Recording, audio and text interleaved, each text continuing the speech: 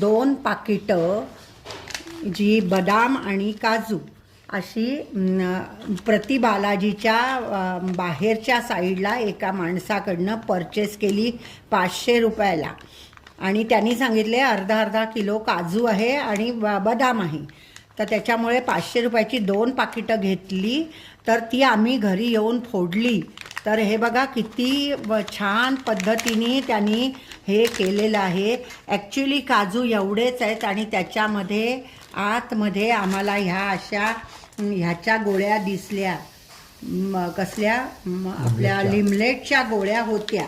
आणि दुसऱ्या ह्याच्यात हे जे काजू होते बदाम होते ती पण अशीच पावडर चिकटवलेली आहे. आणि त्याच्यामध्ये ह्या अशा गोळ्या मिळाल्या लाल. हे बघा असं. तर अशी फसवणूक इथे देवाच्या ठिकाणी होते. तर सगळ्यांनी सांभाळून राहावं आणि पॅकिंग फोडून घ्यावं.